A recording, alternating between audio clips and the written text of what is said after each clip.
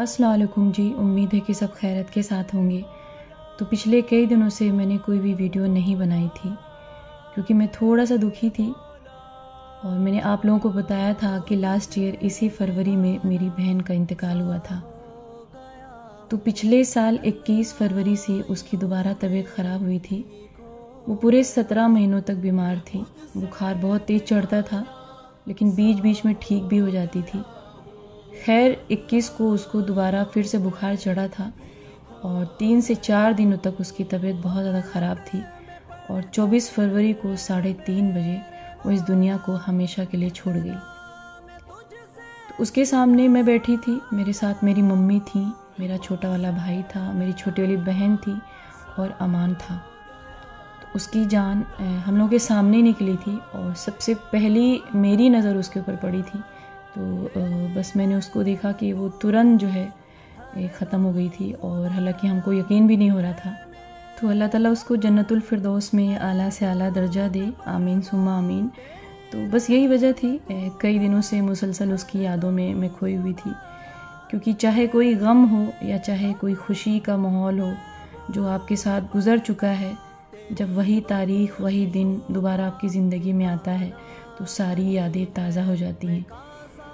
हालांकि अल्लाह ने फरमाया है कि एक मोमिन के लिए कतई ये बात दुरुस्त नहीं कि वो 3 दिन से ज़्यादा अपने किसी मुर्दे पर गम मनाए, लेकिन यहाँ पर बस सब्र वाली बात होती है ना। इंसान जो है मजबूर होता है और हर पल वो अल्लाह से सब्र की दुआ मांगता रहता है। तो 24 फरवरी को मेरे घर पे उसका सालाना था, तो बहुत सारे लोग वहाँ पे गए थे लेकिन मैं वहाँ पे नहीं गई थी। तो आप में से बहुत सारे ऐसे लोग होंगे जो वहाँ पर गए थे और जिनके मन में ये सवाल उठा होगा कि मैं वहाँ पर क्यों नहीं गई थी। तो मैं आपको बताना चाहूँगी कि जब उसका इंतकाल हुआ था तब मैंने भी वही सब किया था जो एक आम मुसलमान के घर पे होता है, जैसे तीजा वगैरह। लेकिन जब उसका 40वां होने वाला था तो उसी बीच मुझे इस चीज़ की जानकारी हुई कि इस्लाम में ये सब नहीं किया जाता। तो मुझे बड़ी ताज्जुब हुई और बहुत हैरत हुआ मुझे कि ऐसा कैसे पॉसिबल हो सकता है। बचपन से यही सब मैं देखती चली आ रही हूँ लोगों के यहाँ, और जब जहाँ पर पढ़ने के लिए बुलाया गया मैं वहाँ पे जाया भी करती थी। तो खैर मैंने उस दिन अपनी मम्मी को बोला कि ये सब नहीं करना चाहिए, ये सब इस्लाम में मना है। तो मेरी मम्मी ने कहा कि यही सब देखते आ रहे हैं और यही सब किया भी जाता है तो घर पर भी यही सब होना चाहिए। तो खैर उस वक्त तो मैंने ज़्यादा कुछ नहीं बोला क्योंकि बस जो है कुछ दिन पहले की बात थी और सारी यादें एकदम ताज़ा थी, तो कुछ मुझसे बोलते हुए नहीं बना। लेकिन मैंने अपने दिल में यही नियत किया था कि अगर आगे से ऐसा कुछ भी घर में होता है तो मैं रोकने की कोशिश करूँगी, लेकिन अगर मेरी बात को तवज्जो नहीं दी गई तो फिर मैं ऐसी किसी भी गलत चीज़ में शामिल नहीं होंगी। लेकिन इस बीच कई लोगों के यहाँ इंतकाल हुआ तो मैं गई भी पढ़ने, लेकिन बस मैंने दिल में यही नियत किया था कि अल्लाह मैं अभी किसी को रोक नहीं सकती हूँ, लेकिन बस सारे मामलात को मैं तेरे ऊपर छोड़ती हूँ और अगर मुझसे कोई गलती हो रही हो तो जो है मुझे माफ़ करना। तो खैर जी, पिछले साल मुझे इस बात का इल्म हुआ था कि कोई इंसान जब मरता है तो उसके सारे अमल उसी वक्त ख़त्म हो जाते हैं, लेकिन 3 अमल ऐसे होते हैं जो कभी नहीं ख़त्म होते हैं और इंसान को उसके मरने के बाद भी उसका सवाब मिलता रहता है। बाकी इन तीनों कामों के अलावा मुर्दे के लिए जो तीजा, चालीसा और सालाना किया जाता है उसका सबूत कहीं भी दीन में मिलता ही नहीं है। तो उन तीनों कामों में से सबसे पहला काम सदक़े जारिया होता है, यानी वो काम जो इंसान अपनी ज़िंदगी में करके गया हो तो उसको उसका सवाब मिलता रहता है और क़यामत तक मिलता रहता है।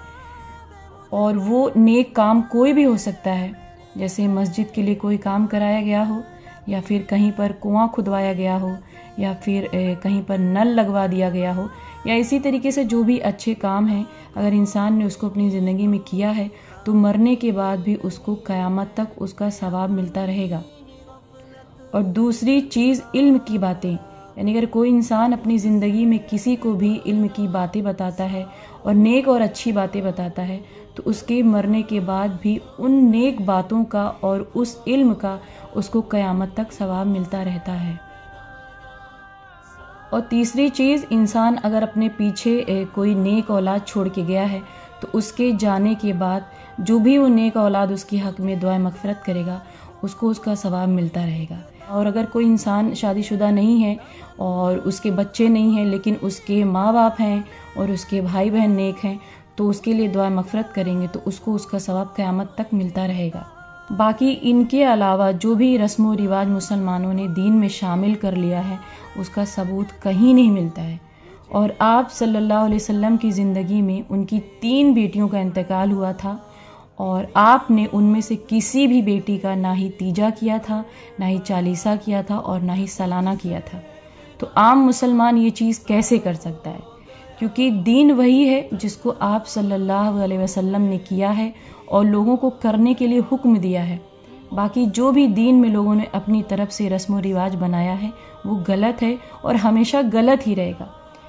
तो तीजा, चालीसा और सालाना ना करें, बल्कि अपने अजीज़ मुर्दे के नाम से आप जितना चाहें सदका खैरात कर सकते हैं और गरीबों की मदद कर सकते हैं।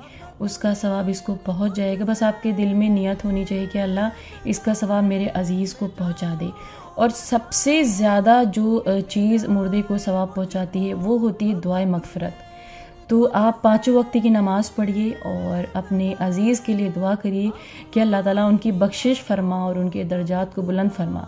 क्योंकि जब एक मुर्दे को कब्र में उसको सुकून मिलता है, उसको राहत मिलता है, उसके दर्जात को बुलंद किया जाता है, तो वो अल्लाह ताला से कहता है कि मुझे ये किस चीज़ के बदले में मिला, हालांकि मेरा तो इंतकाल हो चुका है। तो अल्लाह ताला मुर्दे से कहता है कि आपका फ़ला अज़ीज़ आपके लिए दुआ मग़फ़िरत किया, आपके दर्जात बुलंद होने की दुआ किया, तो उसके इवज़ में आपका ये दर्जा बढ़ाया गया है। तो सबसे यही गुजारिश करना चाहूँगी कि जितना हो सके आप अपने अज़ीज़ के लिए दुआ मग़फ़िरत करिए, 5 टाइम दुआ मग़फ़िरत करिए और यही सबसे ज़्यादा सवाब पहुँचाने का ज़रिया है। बाकी अगर कोई भी भूल चूक हो रही मुझसे तो अल्लाह ताला उसके लिए मुझे माफ़ करे और हम सबको सही इल्म तक पहुँचाए। तो बस यही सारी बातें थी जो मुझे आपसे करनी थी। तो बाकी इंशाल्लाह आगे जो है वीडियो जारी रहेंगी मेरी। तब तक मुझे अपनी दुआओं में याद रखिए।